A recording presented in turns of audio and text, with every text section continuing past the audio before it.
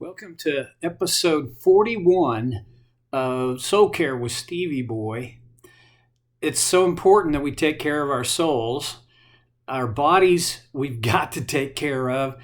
And through this coronavirus thing, we've become more and more alert to how important it is to be careful about our health. I'm good with that.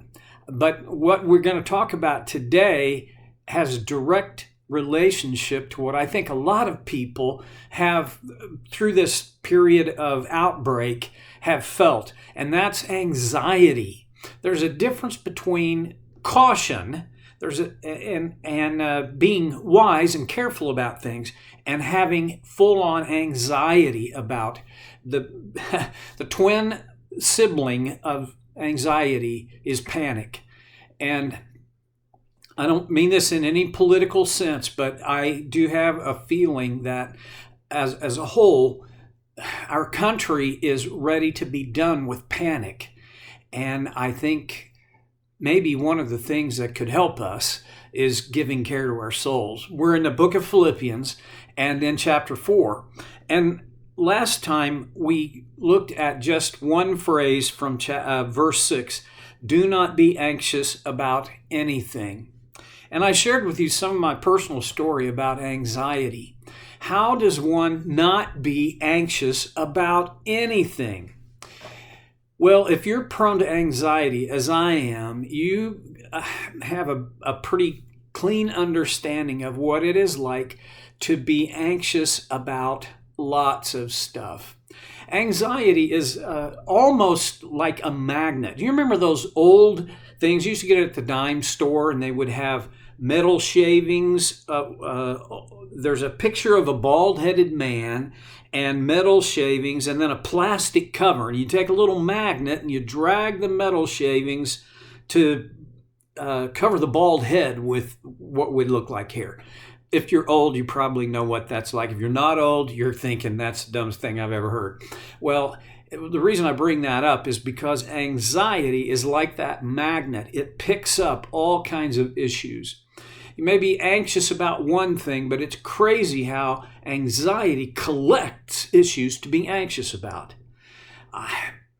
I think there are lots of neurochemical and neuropsychological issues involved in that are far beyond my understanding and ken. But I do know we are prone, when we're anxious, for that anxiety to grow. On its own, it is less likely to shrink than it is to grow.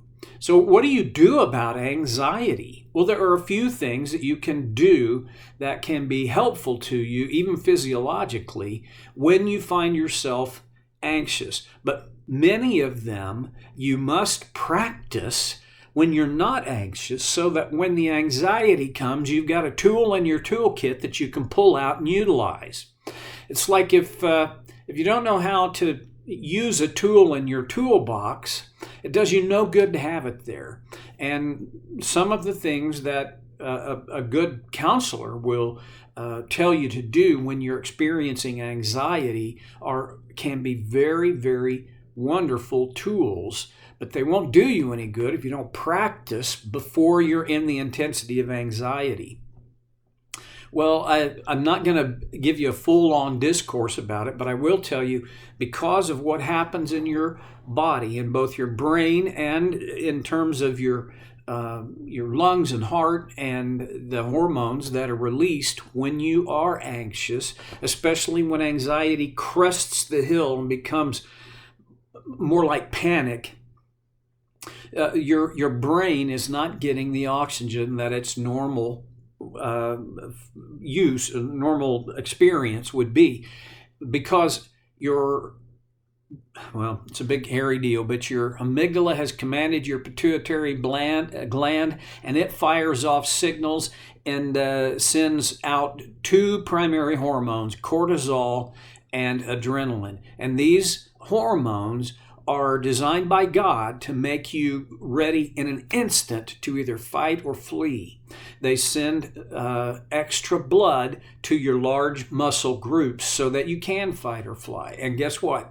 Guess where blood is not going as it normally does? To your brain.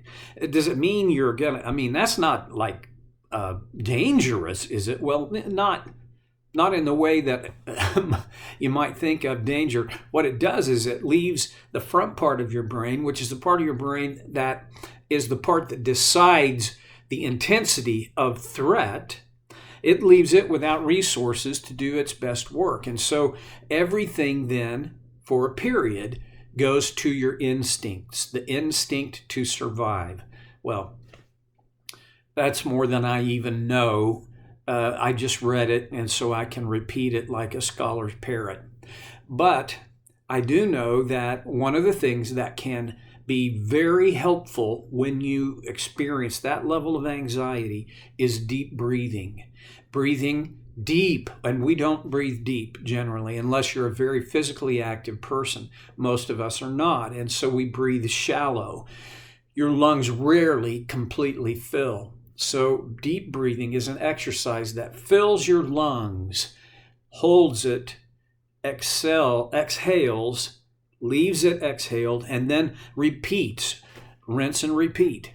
So deep breathing can be very helpful, but it won't do you any good if you haven't practiced it. So maybe, and this sounds like it's not much in the way of soul care, but it could be, because it's part of stewarding your body, stewarding your health, to practice deep breathing and practice it when the pressure's off.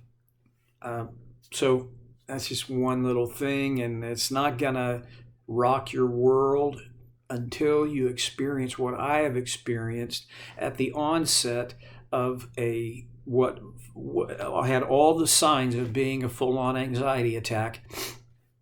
I had practiced the deep breathing pretty, I won't say religiously, but pretty consecutively. And when that moment happened, I reached into my toolkit and I began the deep breathing, and guess what happened?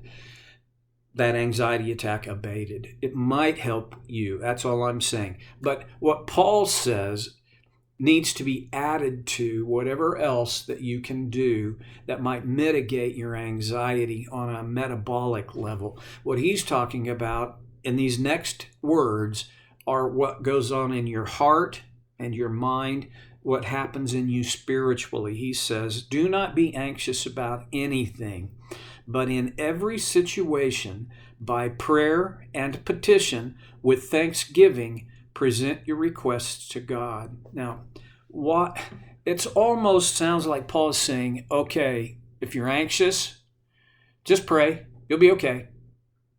I'm not sure that's what he's saying. And I think you have to look more deeply into it. I think that about everything, don't I? But let's look at it. Don't be anxious about anything. Instead, all right, here you go.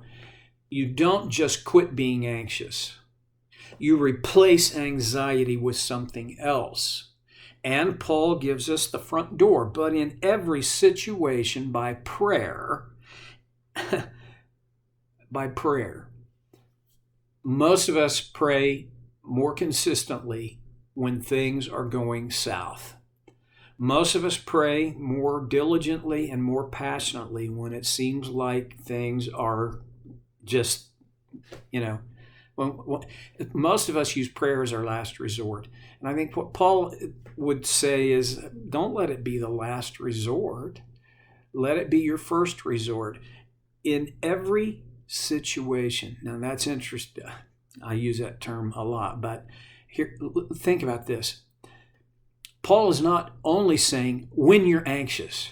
That would be one set of circumstances. That would be one situation. But here he writes, but in every situation, good, bad, in the middle, every situation, let prayer be your default. Now, going back to my little tutorial on deep breathing, you would be very wise to let your deep breathing cue you for moments of prayer, as you acknowledge God's presence, you invite him to do his work in your life. You thank him for his presence. Remember what Paul said, the Lord is near. You don't have to say, God, please come on, come here, be here. That's a silly prayer in my opinion. I often, in fact, hear it in churches, Lord, we invite you to be among us. And that's almost as dumb as if you would come to my house and say, Steve, please be welcome here. Are you kidding? It's my house. I'm the one who's welcoming you. And so, okay, off the hobby horse. But the point I'm making is, in every situation, pray. We tend to not let that be the heartbeat, the drumbeat of our lives. And it needs to be by prayer and petition. It's almost as though Paul were breaking prayer and petition out. When I think prayer, I almost always think asking God, asking God, asking God. I journal every morning, and my journal is my prayer. I basically write a letter to God. It's what's worked best for me. I don't know if it'll work for you, but when I've reviewed it, I think I've shared this before, I was almost embarrassed because it was all whining and all begging God. Prayer is not just making requests, but it is it's the means, it's the place, it's context for making requests. That's what a petition is. It's a request by prayer and petition. Some people believe that we need to pray for others way more than we pray for ourselves. I don't care. Well, maybe I do. I don't really know whether morally it's more noble, better in God's sight to pray less for yourself and more for others. All I know is that if I'm only praying for myself, that exposes my selfishness. But if I'm never praying for myself, it doesn't necessarily mean I'm unselfish. It may only mean I'm too proud to ask. Well, you can judge that for yourself. By prayer and petition. And then he adds, with thanksgiving. So there's an old formula for praying, the ACTS formula, ACTS. Adoration, which adores God. It is where we expressed him. We tell him how our perception of how great he is. Read the Psalms. The psalmists, not all the time, not every psalm, but so many of the psalms begin with adoration for God. C is confession. I confess my two things. I confess my inadequacy and God's adequacy, and I confess my sin. ACT, thanksgiving. I lay out a series of thank yous to God for the things that he is doing in my life. S, supplication. ACTS. It's a great formula. I don't think you have to use it, but it could be very helpful as you develop a meaningful, deep, and growing prayer life. ACTS, adoration, confession, thanksgiving, and supplication. Now, it's not exactly what Paul is promoting. He's not promoting a formula. He's just telling you this is what you do. This is the instead of anxiety. You pray in every situation. Praying with petition and thanksgiving, you present your requests to God. That is a big idea. You present your request to God. There is an element of humility in making that kind of presentation. This is not about me strutting up to the throne of God and throwing down a demand. You owe me this, God. You promised, and I'm holding you to your promise. I'm afraid there are times I've heard some Bible teachers who they indicate that's who you are. You've got that kind of status. You have that authority. Okay, if I do, here's the other thing. The other side of that authority coin is humility. When I go to the God of the cosmos, how stupid would it be for me to not approach him in humility? And that's what this is about. By prayer with petition and thanksgiving, make your request known to God, not your demand, your request. And when you make a request known to God, That's kind of a cool deal because God already knows. He knows everything. He already knows what I'm going to request. Why would I request it? Well, part of it, I believe, is because for me to request it, I have to think a little bit about that. And that's good for me. A second thing is I have to lower my pride threshold and say, I can't do this. I need you. So that when we make our request known to God in this fashion through prayer, we have a means of replacing the anxiety in our hearts. Now, but I'm going to go a little bit over here, but I've got to tell you, this is not a fail-safe guarantee. When you feel anxiety, you just throw up a prayer and the anxiety is going to go away. It doesn't work that way for me, especially in the most intense moments of my anxiety. I pray. These are panic prayers, and honestly, sometimes they only spin the anxiety and the panic at a quicker spin rate.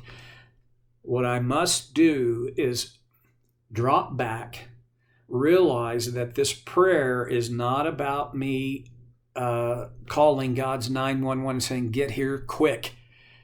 It feels like I need him quick. It feels like he's far away. He's not far away. The Lord is near. How do I overwhelm the anxiety that keeps me feeling as though God were out there and I've got to do something to try and get him here?